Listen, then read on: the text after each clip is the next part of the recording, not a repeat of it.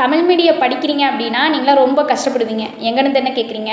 காலேஜில் பார்த்தீங்க அப்படின்னா ஃபுல்லாகவே இங்கிலீஷ் தான். சப்ஜெக்ட்லேருந்து பேசுகிறதுலேருந்து ப்ரெசன்டேஷன் வரைக்கும் இங்கிலீஷ் தான். இப்போ நாளைக்கு வந்து எனக்கு ப்ரெசன்டேஷன் ஒரு 20 ஸ்லைடு தான். அதை வந்து 7:30 மணிலேருந்து 10:30 மணி ஆகிடுச்சு. இது வரைக்கும் ப்ரிப்பேர் பண்ணிக்கிட்டு இருக்கேன். ஆனால் அந்த ஃப்ளூயண்ட்டாக வரவே மாட்டேங்குது. ப்ரிப்பேர் பண்ணிக்கிட்டே தான் இருக்கேன் ரொம்ப நேரமாக. அதனால் வந்து என்ன பண்ணுறீங்க அப்படின்னா, நீங்கள் தமிழ் மீடியம் படிக்க வேணாம்னு சொல்லலை.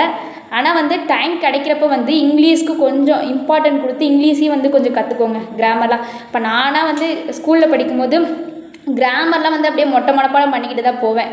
இப்போ காலேஜ்லேயுமே சரி கொஞ்சம் தான் புரியுது. இருந்தாலும் வந்து இப்போ தான் கற்றுக்கிட்டு வரோம். அது ரொம்ப கஷ்டமாக இருக்குது. தமிழ் மீடியம் இப்போ தோணும், ஏன்டா தமிழ் மீடியம் படித்தோம் அப்படின்னு தோணும். அழகாக இங்கிலீஷ் மீடியமே படிச்சிருக்கலான்னு. ஆனால் வந்து இதில் என்ன ஒரு மோட்டிவேஷன் அப்படின்னு பார்த்தீங்கன்னா, நம்ம ஸ்டாஃப்ஸ்லாம் சொல்லுவாங்க, நானும் தமிழ் மீடியம் தான். அப்போ தோணும், சரி இவங்க தமிழ் மீடியம் படித்ததா இவ்வளோ பெரிய ஸ்டேஜுக்கு வந்திருக்காங்க, சரி நம்மளும் எப்படியாவது முட்டி மோதியாவது வந்துடுவோம் அப்படிங்கிற ஒரு நம்பிக்கை தான். அதனால் நீங்களுமே வந்து என்னென்னா தமிழ் மீடியம் படிக்கிறீங்க அப்படின்னா தமிழ் முக்கியம்தான், இருந்தாலும் வந்து கம்யூனிகேஷன் மோர் இம்பார்ட்டன்ட்ல. அதனால் வந்து இங்கிலீஷும் கொஞ்சம் பாருங்கள்.